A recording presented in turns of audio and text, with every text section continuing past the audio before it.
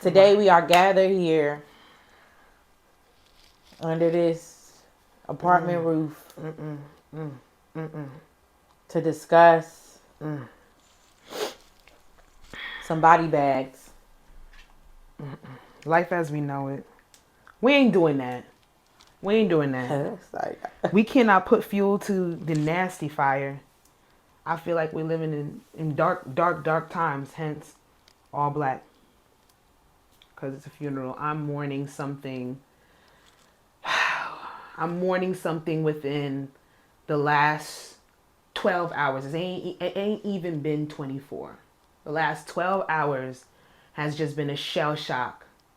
A shell shock. I feel like bombs over Baghdad. I feel like we at war. Who we at war with? Maybe internally ourselves at this Gotta point. be. It's a lot of questioning going on in the world. It's a lot of things that have been dropped and have been exposed within the last 12 hours. That we were not privy to, that we didn't ask for. We never asked for it. We never do. But yet we are here. And we got to hold court.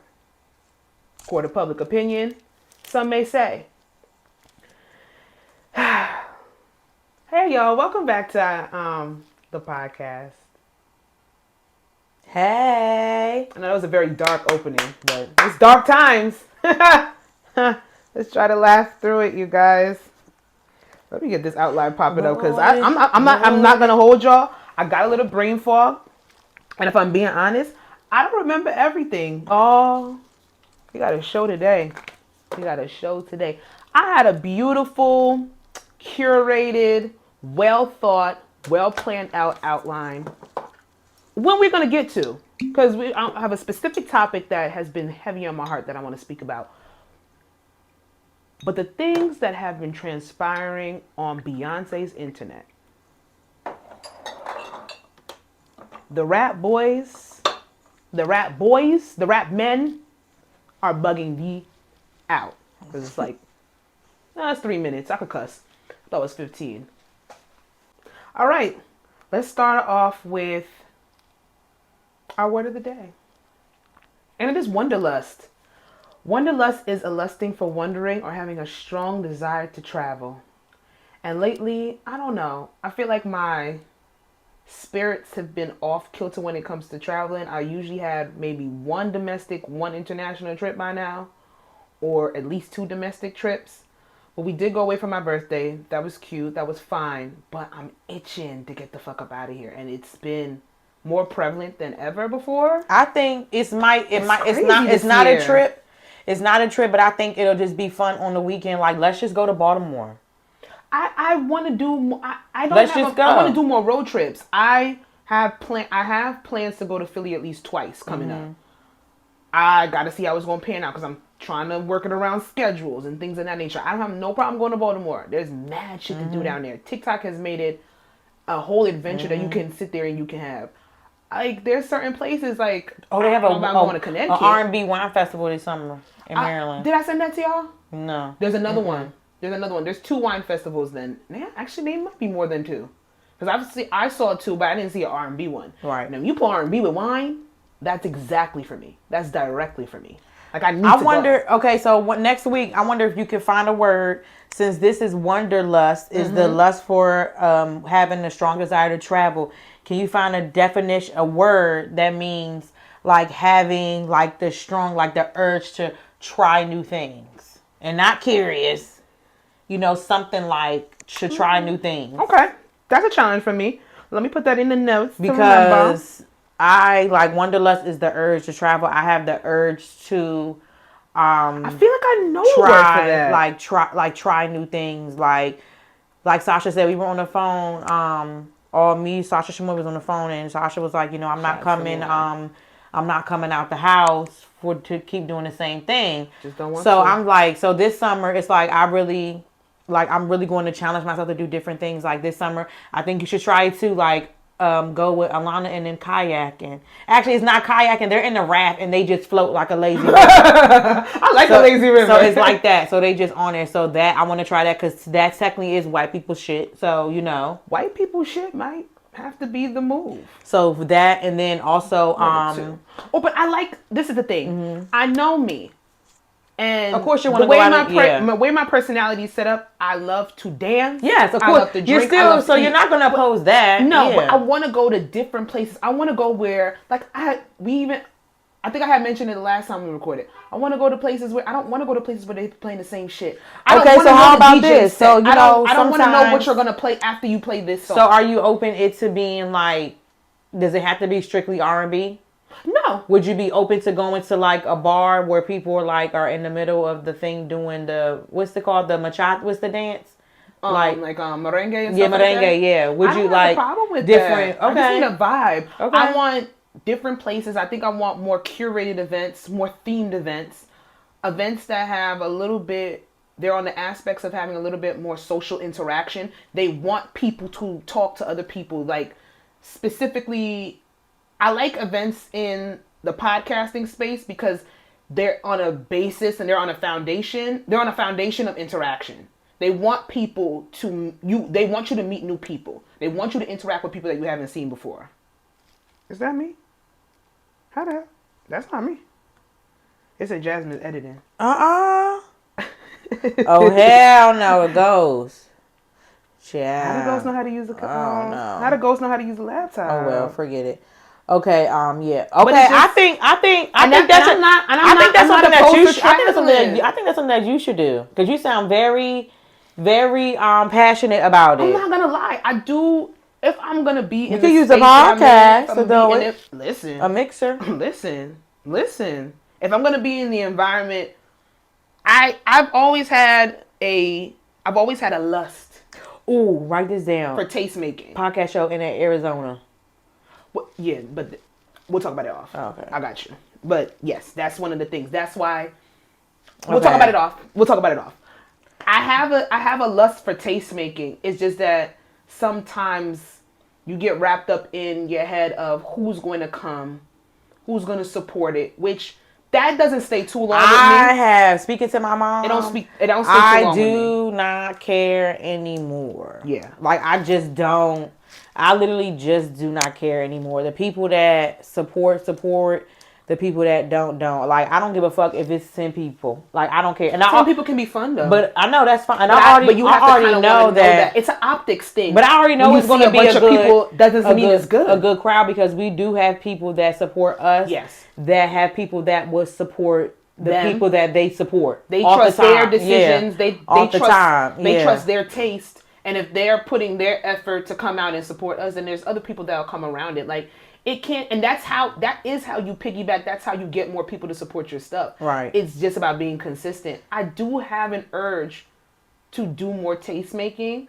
I just have to see how that's going to go and what type of approach I want to take. Because if I'm talking about going out, meeting new people, being in new places, trying new things, it wouldn't be wrong for me to put myself in setting up and doing those things so that more new people can come, or people that are like-minded. They don't even have to be new. People that are like-minded can come and try to experience the same things that I'm trying to experience. Yep.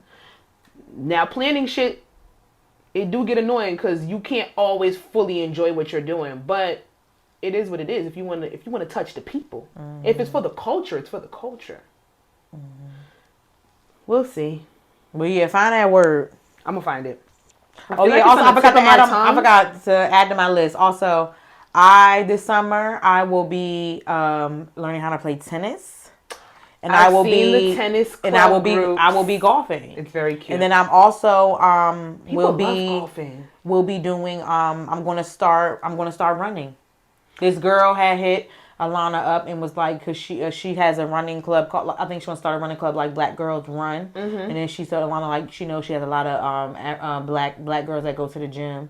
And you know if anybody was interested, she black. Oh, okay. The hell? No, because it's the way you said she got a lot of black girls. No, Alana not black. I know. But yeah, Yeah, so I told him, I was like, let's do it because I did run the 5K marathon, body bag. She did it. But I finished it. She did it. That I completed it. That is something that Killed it. It's a shock. Like if that's one thing I would say, shock the fuck out of me. That shit shocked the fuck out of me because like when you hear like I know 3 miles is a very long time. Hell yeah, 1 mile is long. But shit. just like, yeah, but you did it. So I was like, I'm interested in doing the running thing because I would be interested in, even though I say never again, I probably would do a marathon again. That's why when all y'all was talking about, oh, I'm not doing it again. People specifically if we're better prepared, running, yeah. Even being better prepared, running is something that becomes an addiction. Girl, I felt abs as I was running. Yeah. My body was stacked after I was done running. Listen, okay? It's a full. Even after I ate a bagel, it was fucking don't piss me off. Stacked. It's a #1 full body workout. Like I just make sure you do the preventative work for your knees, your back, my body was breaking down, but it felt good. Like, and that's the thing that they do warn people with consistent running, or people that get to that point where they have to run every single day. They do want you to take preventative. And I'm going to get better. Better. I have running shoes, but I want to get better running shoes. Stuff like that. Yeah, you get into the point where you want to do it. So I'm just very hyper focused. Like I'm very interested in trying things. Like I said, I want to do a pottery. I want us to go do a pottery class. It's $100 a pottery class. I haven't seen that. I want us to go make our own perfume. I love those. Like a lot of things. Girl, I would love to do myself because I love mixing scents. I'm really big on the smell goods and just body care, skin care, body care, the scents. All that has been like a bit of a hobby for me lately. So I really want to hone in and do that. I opened the door. Mm-hmm. I do want to specifically do that. So, it's all about it's the year of new shit. Mm-hmm. Fuck it. Like, we're allowed to like shit. We're allowed to not like shit. We're allowed to say that this is ass, this is whack. I'm not gonna come on here and bash things that we're doing, but I might just say this is not for me. Yeah, try it. Keep moving, and that's it. You can always try it. Alrighty. So going on in that, let's. Do you know what song made you fall in love with rap? Okay, Brown Sugar. I know. I got that from Shanny too. Shout outs to sis. Do you know what's gonna be like? Do you know what song made you fall in love with hip hop? That was my best Tay Diggs impression. That's all I got. Cause he likes to talk in a whisper. He does. Let me.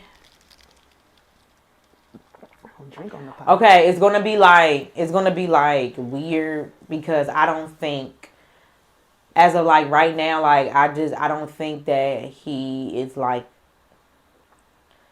a what? Is a good like a good rapper. But it don't matter. It's when you fell in love with it. It's what made you like rap. Okay, no. Actually, pause. Boop, boop. Take that back. What really actually made me like rap was the whole Cash Money Lil Wayne era and stuff like that. Yeah. Like that's what I really had. Like But do you have a specific song? 100 Degrees was good. It was good. I think the block is hot. The block is hot. I think the block is hot. The block is hot. Like I think because I was actually listening to, and I was like, yeah, like he's fucking talking about it. I'm like, talk your shit. I was listening to I was watching. That's the first time I Lil Wayne was one of my first artists that made me know that you can be arrogant. You can be absolutely confident. You can say you the shit and people not question it. They just they're sitting there and they see it. It's a belief thing. It's like, I'm gonna show you that I'm the shit. Like, it's that level of confidence with it. It's like, it's just, that's why rap is so gutter. It's so nasty. It's so fucking, it's so braggadocious. And I just like when that whole, cause you grew up and you grew up here or whatever. So being from Maryland, like we all like was always considered below the Mason-Dixon line. So like our rap was like down south, like all of those raps and stuff like that. Yeah, like chopped and screwed. To go to y'all to even get up here, like all of that and stuff like that. So I listened to that rap more than I did like New York rap and stuff like that. But when what's their name when Fabulous came out, that's when I started getting into like New York stuff, Dipset, all that other stuff. Like you couldn't tell me shit about Fabulous. I hear you. That CD with the the bandana. But yeah, for me it was the block is hot. Like Catchment, that whole the Like Hot I said, Boys, that's a like beautiful that's my choice. That's a mhm. beautiful choice. I was a Lil Wayne fucking head. The thing is that I'm R&B girly heart through and through, but hip hop has always been in there. Like I knew if somebody was a feature rap artist on a R&B record, things of that nature, blah blah blah. But I can specifically remember 2 songs that made me be like, oh, I love rap. It was Jay-Z's I'm a Hustler. And what's the other one? Biggie, One More Chance. When I heard those 2 songs specifically, I was like, oh, I have to venture into listening to rappers. Not necessarily hip-hop, because hip-hop can sometimes it can correlate with R&B. Right. Like listening to straight rap was those 2 things. Then in high school, 8th grade specifically, is when I got introduced to Lil Wayne. That Carter One, Fireman, all of that. I listened to The Block Is Hot. I listened to all of that with Juvenile, Slow Motion, Rodeo, all of that. But buying an album and specifically wanting to memorize all of the music on it. It was that Lil Wayne Carter album, that first one. And then so on and so forth. The rest is motherfucking history. All of his mixtapes, every single one of them. I have literally cult favorites saved. I was on that Piff. I was on LimeWire downloading shit very illegally. Fucking up the computer my mama got for us just having to get into like high school. I don't think I was listening to R&B from probably like beginning of 9th grade to maybe like end of junior year. Those 3.5 years was straight rap. I had to go back. I had to listen to the Jay-Z albums. I had to go back, listen to the Biggies. I had to go back and listen to all those different types of people. Like Joel Santana was one of my favorite rappers. Like nobody couldn't tell me who am I. One of my favorite songs. And a lot of people wouldn't even be able to identify with that. I was walking down the street at my job the other day, and this car obnoxiously was blasting that Joel song. And I'm like, damn, that's my shit. Damn. Turning back around to see who the fuck is playing my song that loud in 2024. And the shit made me feel good. I'm like, and Shani always brings up Brown Sugar because she watches it quarterly. I love Brown Sugar. And I'm like, when did you fall in love with watch hip-hop? that tonight. Does it sound like it's about to blow up? It's a fan, right? Is that it here? Yeah. Now, if it does blow up. Well, it's not going to blow up, so let's hurry up. Come on, let's record so I can upload it. Oh my God. Well, what if okay, it's not going to blow up. But yeah, that's when I fell in love with hip-hop. I'm a hustler, baby. I just want you to know. I think that's probably because it got a little. That song has a little funk and a little soul. But my cousins used to play that Black Album on loop over and over and over. And I remember specifically memorizing the songs on there. That's how that Jay-Z album has a special part in my heart. But I think my favorite is Reasonable Doubt. Okay. I'm a debut bitch. Okay. When you come out the gusto with your first joint, and it's a classic, I gotta give you props because it's hard to live up to. You don't want that sophomore curse that we be talking about, but if you can knock it out the park, then you just greatness. But we speak about our love for rap and hip hop, but hip hop has taken a dark turn in the last 12 hours. It ain't even been this week. And that brings me to my song mood, because my song mood was Euphoria. Kendrick Lamar has responded, people.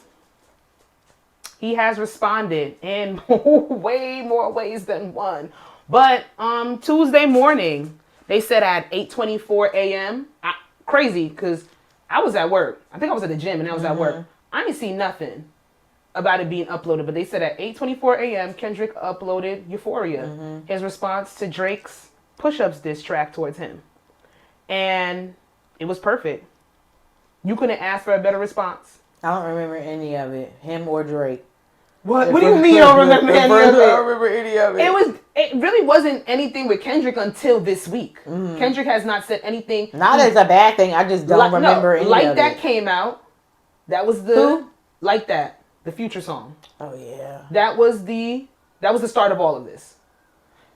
Technically, it wasn't the start of all this, but for this on the album. Yes. Oh. What? Girl. Don't yeah, because piss me Kendrick's off. on there. You're right. Sorry. Duh. I'm squeezing my. Okay, all right, you're right. I forgot he's on there. I forgot he's like, oh. His verse, Yeah. you know, sending shots at Cole, and Drake has started this. I don't even know what word to use to describe this shit at this point, but so Like That came out. Drake responded with push-ups, and then he came back with Tailor Made. We spoke about that. That was the bait to try to coax Kendrick into replying to him. Kendrick said, I'm not going to let you know when I'm dropping, and we'll be on 8:24 a.m. on a Tuesday morning, which he did that because of Kobe. The 8, the 24, that was his numbers.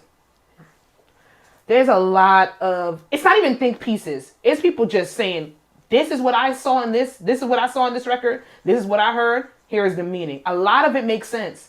I can't combat nothing that I'm seeing on the internet. I'm going to give y'all all the glory of sitting there and saying y'all have figured out all of the entendres throughout these records. But Euphoria was my mood. It was perfect.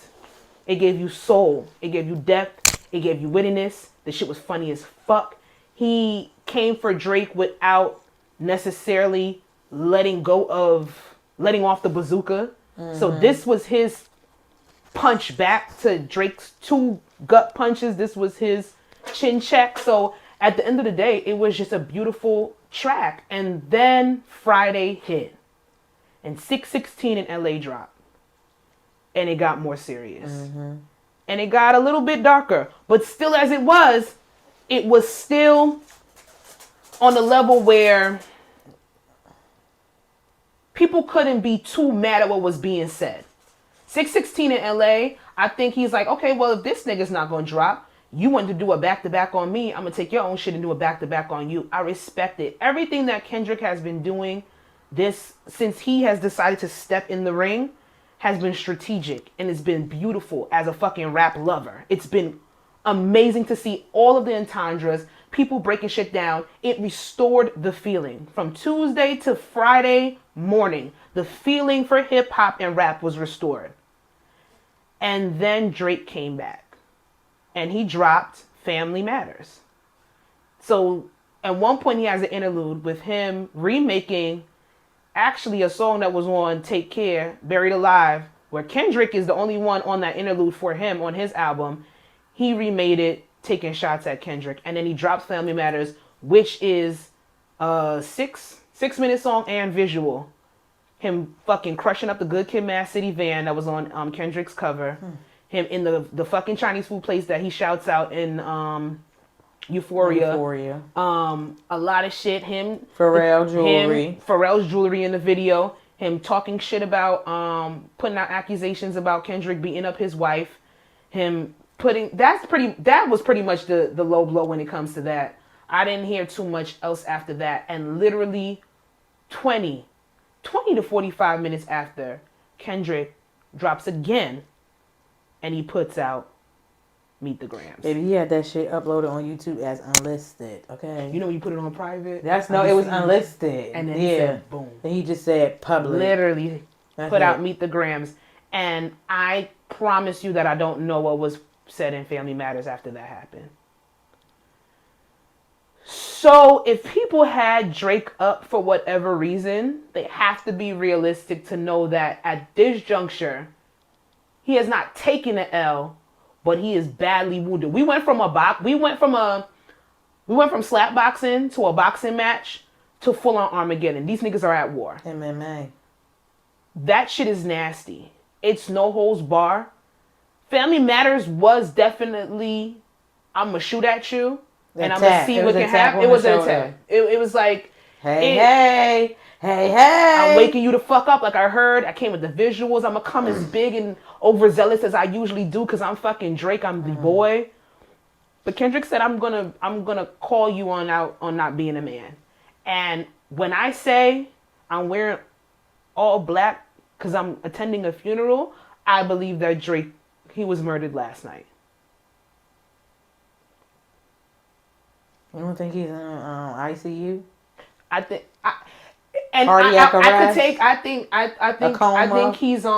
he's on life support and he couldn't come back. I don't think they should pull the plug just yet. Yeah. Let me say that. But the thing is this, I wholeheartedly do not believe at this point, I think that was Drake's trump card. I think that was his nuke.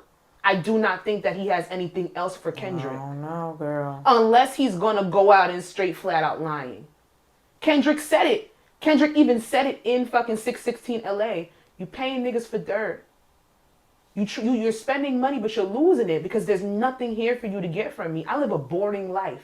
Do you know what? You know what I be thinking about? I choose stuff? peace, and that's why you gotta sit there and you gotta talk about alleged domestic violence and this, that, and third. You gotta talk about my infidelities in my relationship.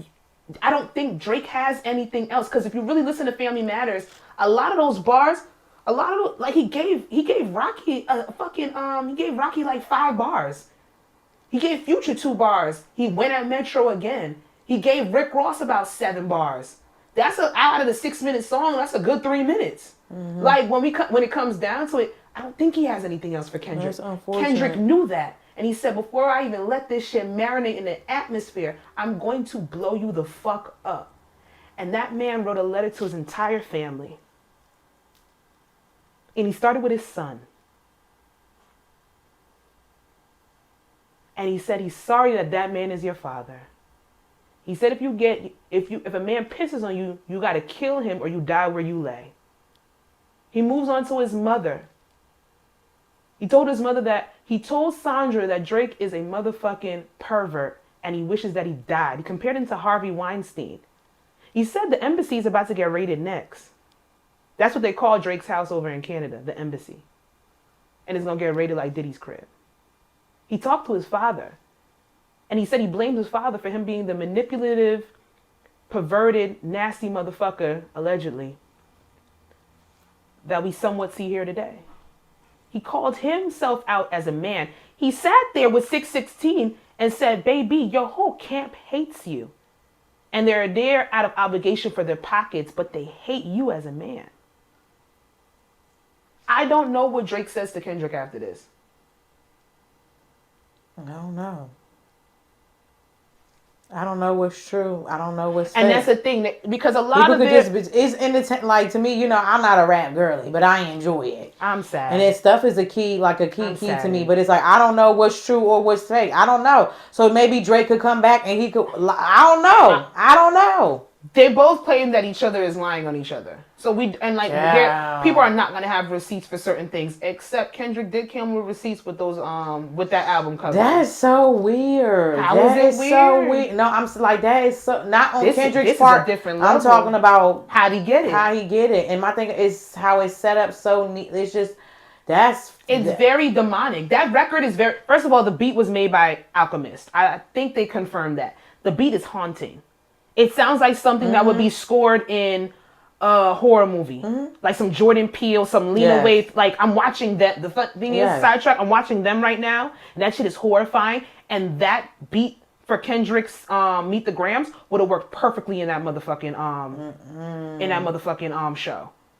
Needless to say, to wrap this up, I said last pod that I was out of this shit. Kendrick was taking too long, but he precisely showed you why patience is a virtue. I've never been so nauseous in my life, and I don't even really give a fuck. Because it's the way that it came. I was just so the way that it came. Like when Drake was, I was nauseous with both. Listen, like both of them. Like even listening to fucking Kendrick, my stomach just kept twisting. I'm like, oh my god, like it was just like, damn. We didn't think. I'm sitting here and I'm talking to my sister all week after Euphoria. I'm like going back, like, yo, he said this, he said that. We having a grand old fucking time. Working out to the music, shaking your ass to the song, this shit is fire. I'm like, yo, I'm gonna be honest with you, Drake has to say something because now Kendrick is baiting him. And I'm like, if he don't say anything, it's like he left this shit undone. But I feel like he's scared and I feel like he has to get ugly. I said those words. I said, if Drake is going to combat the Euphoria record, because that was just a touch on Drake, on Kendrick bullying him and poking fun at his insecurities, by saying still, if you push me, I will let this shit ring the fuck off. So I'm like, he got to get uglier. And I'm like, he has to respond by Mother's Day. I was giving Drake till next Friday. He comes back. Family Matters. And Family Matters is fucking good. He took that second beat that we He's heard so on the bottom of creative, thing, like the push-ups. video. Okay, so what is Because he's petty. What is the G Unit reference with the chain with 50 Cent in the beginning of the video? 50 Cent is a bully. I'm bullying this nigga back. I don't know.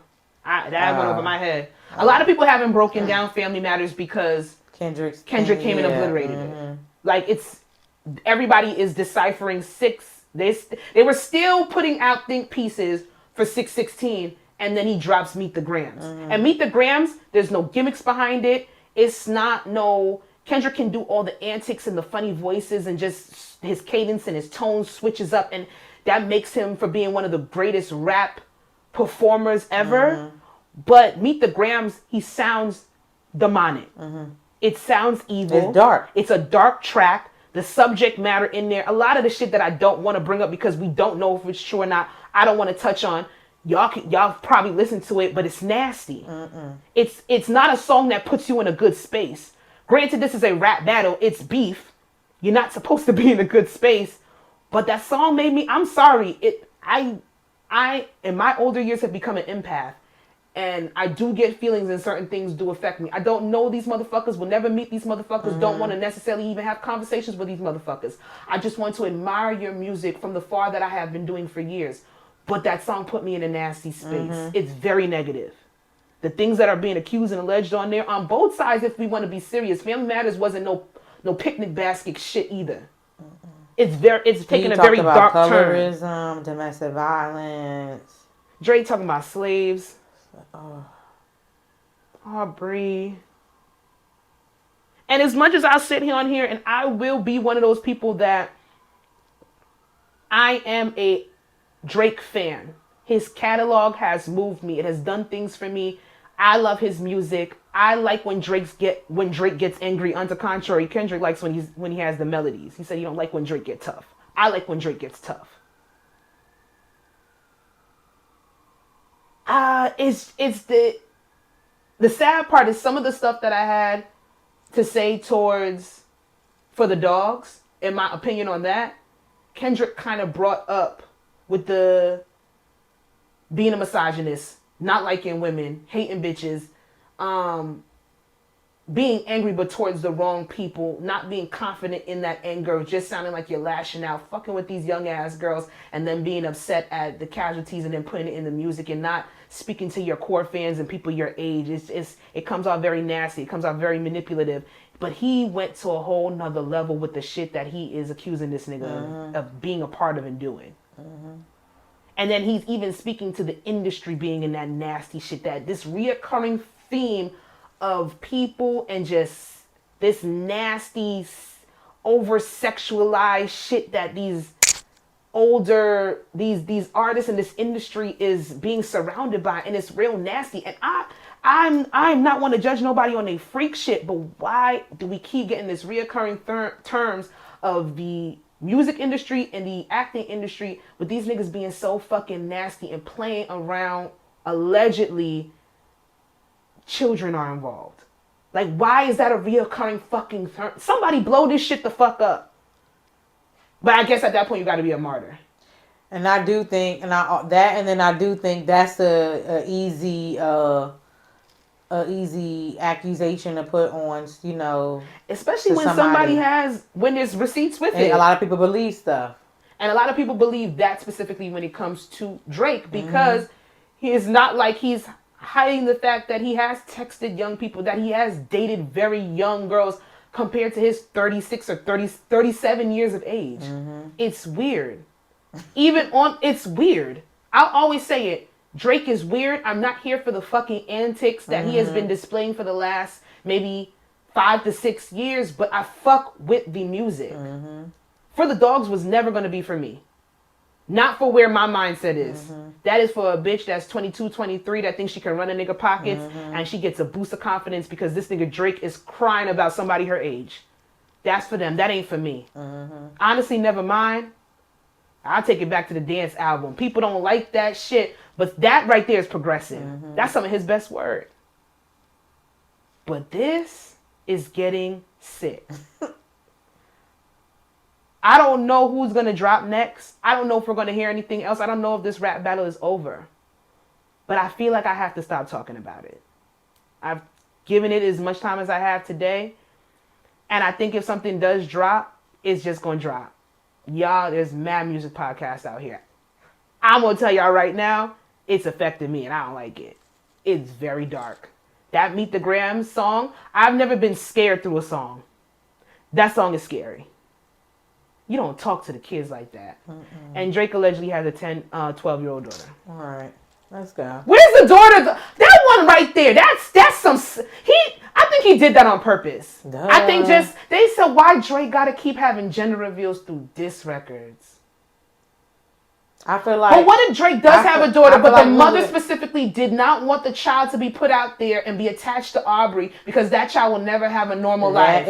It's plenty of things can be true. And then Kendrick put that out there. Or it could not be true. Nobody knows. And is Drake wrong for sitting there and putting out accusations that Kendrick was allegedly beating on his wife, and maybe that's something that she didn't want to be put out there because now she has to allegedly relive the trauma of being abused. A lot of things can be true. A lot of things can be true. I thought I could stomach this shit. I ain't built for it, baby. And I think I'm okay with that. Apologize to J. Cole. This is nasty. Dirty work. Save the youth, them.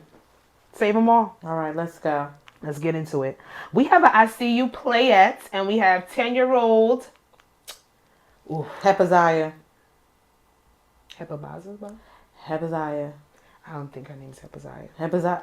Okay. Miss Akwale, Anaki Wale, 10 from the UK, sets the world record with her 5,000-word fiction book. So this girl writes the longest novel with 58,000 words. I don't even know how much pages that can equate to, and it doesn't say it here, but she's an adventure-filled novel star. She puts herself as her main character, exploring vivid dreams that blur with reality, setting the highest record with a novel that is set at 58,000 words. I saw this shit and I was like, you know what?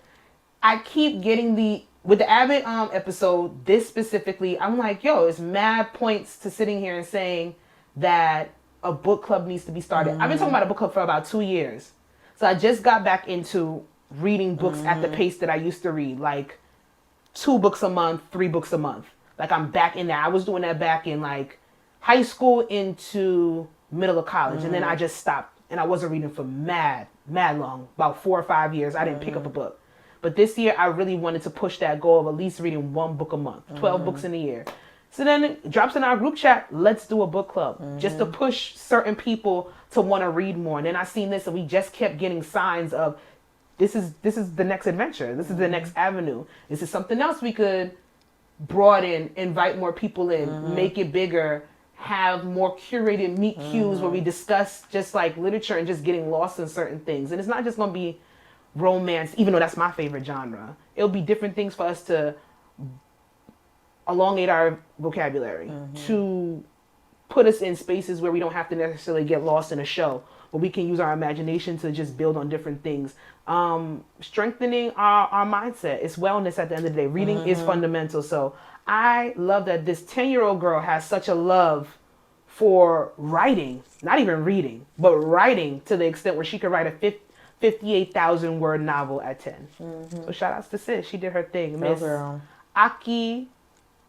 Akinwale. Miss Akinwale. She's African. A queen she is. Let's get to the breakdown. And when I was talking before, we do have a reoccurring theme this episode, what I outlined. I want to talk about escapism. The tendency to seek distractions and relief from unpleasant realities, especially by seeking entertainment or engaging in fantasy or travel.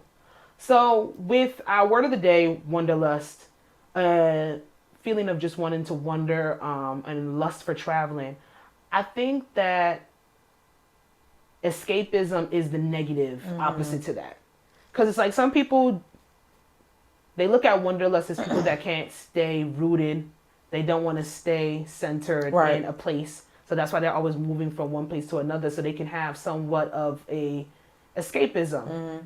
And it comes as a negative spot. Do you think that you've ever had a moment where you needed to escape or that you ran from a place or an environment that you might have been in? No. No.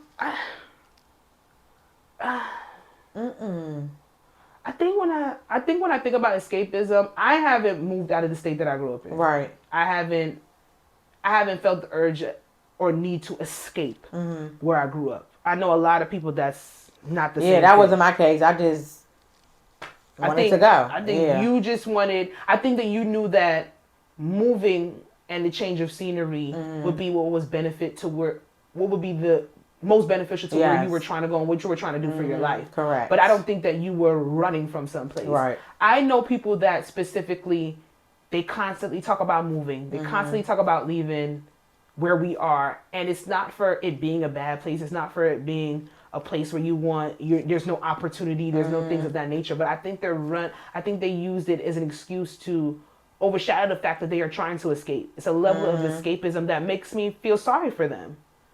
And I have to understand, this goes back to me understanding that not everybody has the experiences that I have. Like, I love Jersey. Yeah. I can say that proudly. I can say that this is a place that I want to plant roots in, but I can't say that for everybody else. Right. Now, do I believe that before it gets to escapism, you do need to deal with what is going on here? You do. But if you need to get the fuck up out of here, you gotta go. You gotta go. Yeah. So, escapism is something that I just saw and I was thinking about, like, it's a distraction and a relief from unpleasant realities. Even when you talk about escapism, it doesn't have to necessarily be as specific as moving or going somewhere else. Like, a lot of people use escapism with, right now, if I'm being honest, I'm using book as an escapism. I'm living in other people's fictional characters, realities, and their stories because it brings me joy and it brings me solace. Okay, yeah, I can deal say with that. my own. I'm getting reality into more like, like right now I'm watching like a new series and stuff like that, but I'm more so like, for me, like when I just to feel comfortable, just to be in a happy place, I watch the same, like my same throwback shows over and over again. Yeah, and it's that just like it's just comfortable. It's just comfortable there. But I do like push myself to watch new shows and stuff like that, whatever. So I'm doing that. So just to because we never know what anybody needs or what anybody uses as a form to escape. I think if it's not necessarily detrimental to who you are as a person and where you're trying to be, I think a little bit of escapism is needed. Yeah. Especially if it's just for a little while for you to get lost in somebody else's story or to get lost in some other alternative reality as opposed to having to really deal with our everyday life stresses because sometimes we just need to get away from it. Yes. And I think that's okay. As long as it's reined in appropriately, I think we'd be all right. Yeah. I think we'd be all right. And let's move it on. I have a backup question with this. Are you living in a place that you see yourself for the rest of your life? Like right now, who you are as a person. Are you in a place that you can see you being here for the rest of your days? Like just in Jersey? Yeah, like in general. Yeah. I'm really like if I'm not moving, to another state like for a significant other or whatever, I really like don't see myself living anywhere. It's just a comfort. What's the fucking word? Comfortability thing for me is like I just like that's just me, and I've come to terms of accepting that. I'm just not gonna. I don't feel comfortable with just picking up and like moving, somewhere or whatever. I have to be in a close proximity to my family in Maryland. Like I just have to. Like Jersey is like the perfect. Like I would probably go. Maybe like I would probably go to Philly. Like it depends. Yeah, Philly is Philly, but like not right now. Like maybe like not right now. Like Philly, like but Jersey, like like it's fine. Like for me, like maybe if I would get older, if I really have a family or whatever, and I'm really into like having my farm thing, maybe I would venture off to Delaware. I don't know. Oh, yeah, Delaware. You know what I'm saying? I'm just saying, like, I don't know. I hear just you, like but as of right now, I'm okay. Yeah. But who knows? As what could happen? Like, who knows? I just know, like, I'm not going to be like right now. Like, I will purposely not act like go on Indeed and search for a job in California. I'm just not. Yeah, I feel you. So I hear you. Like I said, I've never had the the urge to live anywhere in another state. Just to put it in simple layman's terms. Have I thought about living in other places? Absolutely. Has it come up a little bit more this past year? Yes, but that thought always quickly gets revoked or it gets tampered back somewhere. I think that I'm itching for new things, but in this environment. It's not necessarily that I want to pick up and go and leave and go somewhere, because I am very content. There's a certain amount of content. There's a certain level of being comfortable in the life that you are building for yourself. I feel as if you never get somewhat comfortable with what you're doing, how you are trying to build roots and plant roots in a place, then you're always going to have a deep-seated urge to escape. And I don't have that. And I've never had that when it comes to this place. I think that I'm just a little antsy with just having a new environment within what I know. I don't even know if that's possible, but neither here nor there. It's something that I'm willing to find out. But I definitely believe that I'm in the place that I'm going to be for a very long time. For a very, very long time. I'm very settled here and not in a place where I feel stuck. I'm settled and I feel like I want to do more within the environment that I'm in. So I know a lot, like I said, I know a lot of people that they talk a big game, they want to leave, they want to go. You just got to do it. Yeah. You just got to go. And you might see your way once that happens. But since I'm itching for a vacation, I was reading a book specifically about, I just finished a book specifically about these friends. They came together and they kind of didn't even like each other at first. Kind of thought each other were complete opposites. But then they got to know one another and realized that they both had a love for traveling. Therefore, coming together in the end. Fuck them. They all happy and shit. Sorry. That was rude. Damn. That was bad. I take that back. But one of the questions in the back of the book, which I love too. I love a little cute discussion guide. Okay, bitch, girl, I love answering the question. Want to pod every chance she get. What's something on vacation that you are unlikely to do in your daily life? Is there a certain comfort in anonymity? Let's go with the first question and now we'll go back to the second one. Is there anything that you do on vacation that you would not do back over here, like back at home? I don't know. Or maybe you don't want to tell. You don't gotta tell now. Maybe like when I would do one night stands over there and not over here. We was keeping it PG. It's not. No, we're never keeping it PG. Oh my God, Drake has said he was really trying to keep it PG. Yeah. R.I.P. Yeah. Okay. So what else? Like what? I don't know why I would have a black veil, but I feel like I needed to wear one. Veil? Sorry, the glasses are enough to shield. We ain't gotta keep it peachy. Absolutely, I wouldn't. I kind of agree with that. I think I'm a liar. I am a liar, but my shit is a contradiction. Because if you sit there and say you would probably do a one night stand on vacation as opposed to doing it here in the area. I don't know if I would do a one night stand. I don't know if I would do a one night stand on vacation. But my thing was that specifically came to me. I have a deep sense when I'm on vacation to flirt with different people. Oh, okay. I don't know why I get this bold, like this feeling of confidence on like most vacations that I'm on. I'm just like, I want drink spot. I want somebody not knowing who I am. I want this level of putting myself out there and introducing myself to somebody that I'm probably not going to keep in touch with. And I think it's a defense mechanism because I'm not going to stay in touch with them. Then it's easier to just be like, fuck it, this is who I am. Right. You're not going to know me tomorrow. So I have that. I love when I'm on vacation flirting. Like, I love doing that. I love talking to different guys, I like spitting game. I don't know why I'm the aggressor in the situation. I don't know why it happens when I'm out of my comfort zone. I guess when I'm out of state. Like I said, it might be a defense mechanism, but it's here nor there. Now, one night stand, I love the idea of it. I love it. But I don't know if I could do it. Okay. I wish I could. I could. Like, I wish I If had it this was- story. I wish I had stories. If with it was on vacation, hell yeah. Like, 'cause why The not? fuck? Like, why not? Why not? Now, has it almost happened? No. Yeah. It has almost happened. I don't remember. Like twice. I don't remember. Yeah. I don't know. Miami's a special place. That's all I gotta say. I don't remember. Miami's a special place. I don't remember at all. But it just didn't. It didn't happen for whatever reason.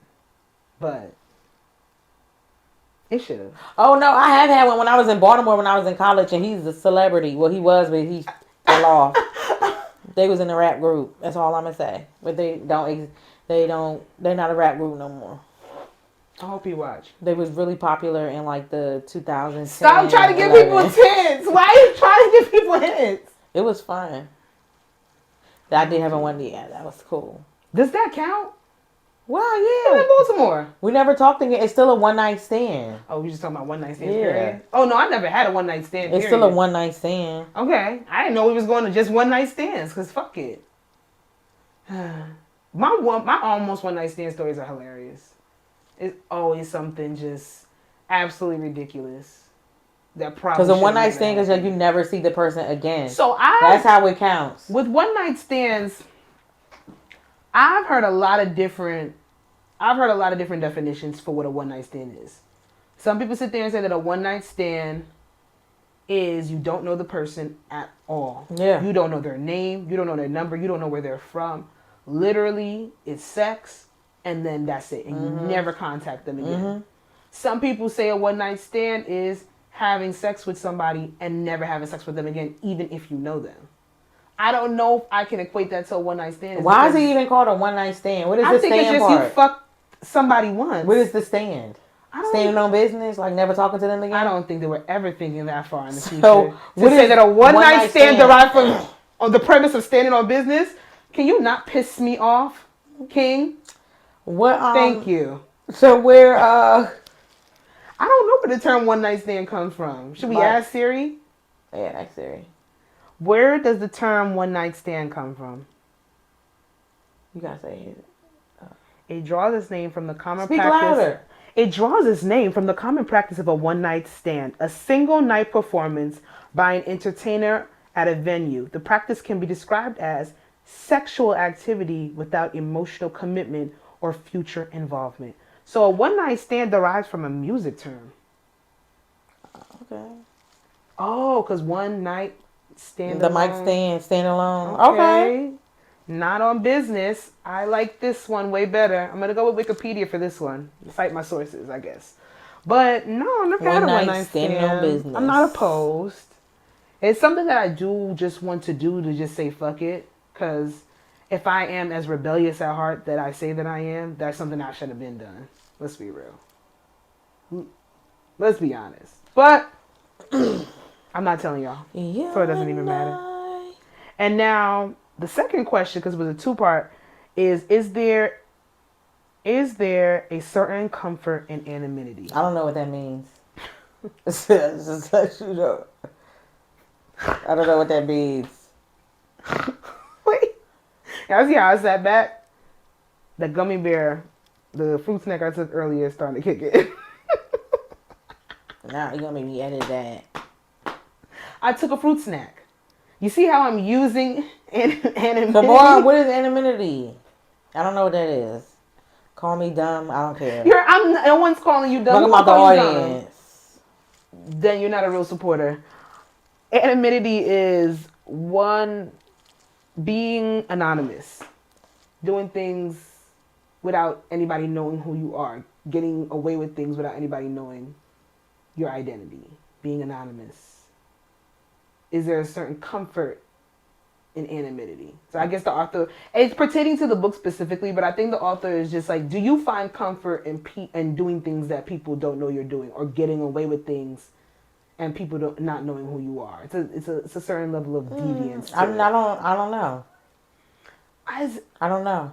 I like being anonymous to a certain extent. Like, I think it depends on the setting. I think it depends on what you're doing and who you are. I don't want to get to the levels of doing something that you should not be doing, even though that's subjective, because fuck, you're an adult at the end of the day. You know right from wrong. But it's like, I don't know. being anonymous, there's something to it. Like, I always come in here and I advocate for... What? What? The Bobby Valentine's song anonymous. I know this. Why do you... I want to know. That is not how it started. You just said it right. That before you scared. That sounds like a ghost. I want to know. Fuck you, Casper. Why would you do that? Woo. Edit that out. She's leaving that the fuck in. I want to know. Yo, you get on my goddamn nerves. What's our time? What are we on? 57 minutes. I don't think we're gonna be able to do the last topic in like 3 minutes. I can answer this real quick. Okay, you want to do it? Let's do it. Yeah. Which of the 7... yeah, we're going to have to do it because I don't have a miscellaneous this week. Everything is predictable. I can predict your angles. That's what Kendrick said. Okay. And that's why I ain't got nothing in the tuck for miscellaneous. Everything is what it is. And a lot of shit ain't real. Yeah, the fruit snack is definitely hitting. Let's talk about the deadly sins. We're moving in from anonymity, escapism, wondering, doing things. Rocky, pew! Pew! Did he fart? Yes. Why do dogs fart and you can't hear Rocky, it? That shit is ew. Beat it. Oh boy, you was eating some beef or something. Go, shoo. Ooh, that's a fart like, that smell like after you eat ice cream. Ooh, let everybody know you did it. Go, Rocky. What, you gotta go outside and poop? Okay, let me finish. All right, come on. I be wanting to bring shame back, but dogs don't care. If you shit it out there, I'm gonna beat your ass. Oh, Peter. Okay, come on. Which of the 7 deadly sins have you overcome? Which ones still kick your ass? So there's 7 deadly sins. We have lust, gluttony, pride, sloth, wrath, greed, and envy. And I just wanted to quickly go through them, see which ones we can identify with. First of all, have you experienced all 7 of the deadly sins? Yes. Wow. All I said was, it only take one word. It literally only takes one word. I said, wow. Yes, I have. Mm-hmm. We do not have to we don't even have time to get into those. Okay. Which specifically do you identify with that you've actually felt or that's been reoccurring for you, if any of them? Because you at least felt all of them at least once. No judgment. Sloth. No. Laziness. Sloth. Lack of effort. Yep, sloth. That one. If I'm being honest, sometimes I get to a point where I know that there are certain things that I don't want to do. And like even to the point of full on procrastination. Yep. So I have a level of laziness in me. But I think my work ethic overshadows that part of myself. There is certain shit that I will always I'm lying. put off. I don't, these two. I'm lying. I haven't experienced these two. Lust and pride. Yeah, I haven't. Jasmine ain't got no pride. I haven't. Lust is, I think, not everybody, let me not even do that, but I think that one would be the most popular out of the 7. Yeah. I've definitely, if I'm being honest, I have experienced all of them except greed. Oh yeah, that's not, yeah.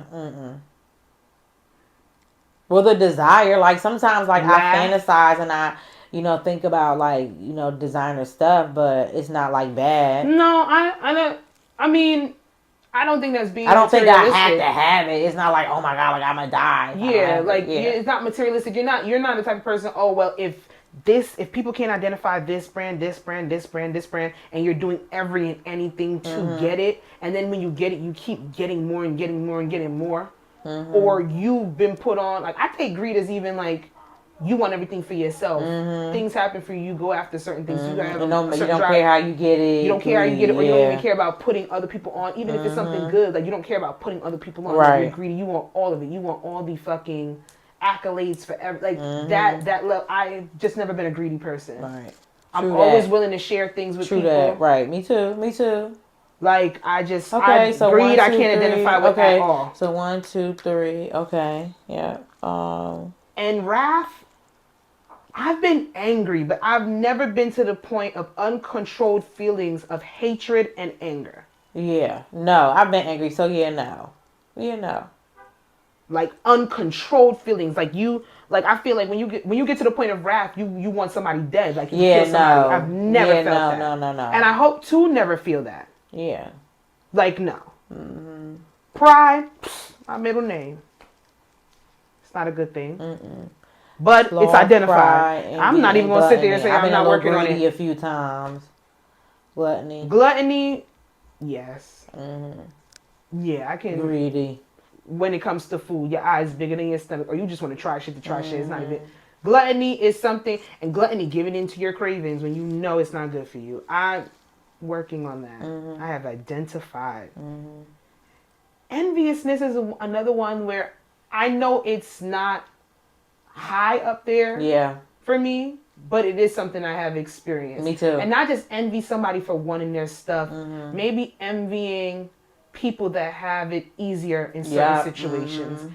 Envying people that have a certain level of nepotism. Mm-hmm. Envying people that I love the way they are moving and I might not know how to put myself in that space to move like close to them. Not doing the same thing or copying them, but just being in that level of success. Mm-hmm. Being envious that I'm not there.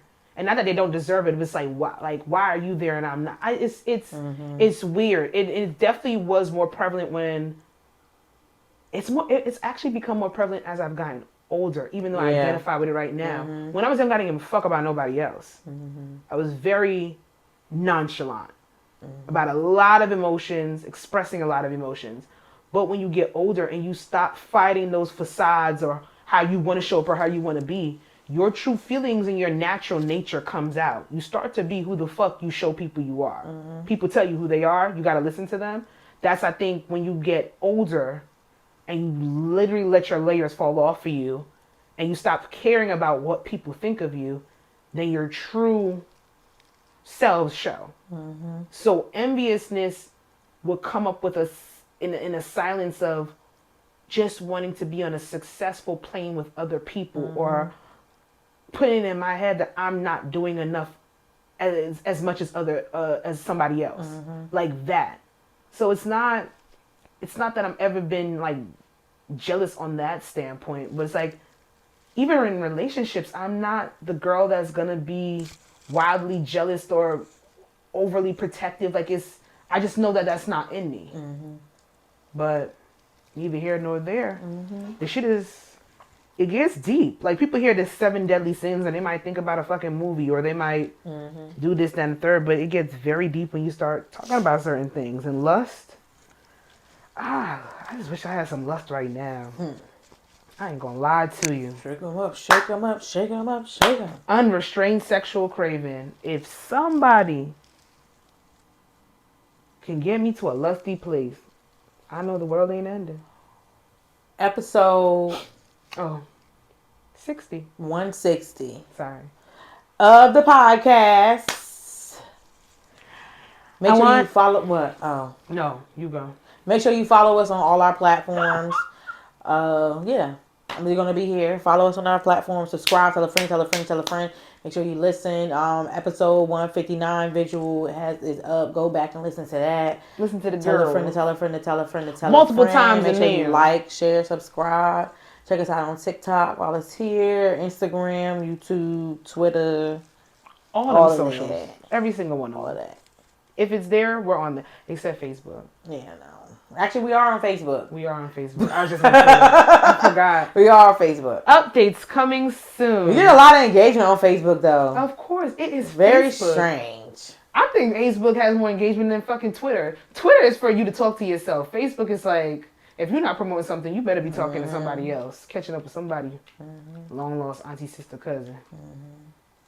But updates coming soon for the Facebook users. Sasha, what is that? I'm going home and mourn. It's just the pod brought light to me, but it's been a real sad 18 hours. Bye, you guys. Bye, it's a wrap. for you, baby. Nah,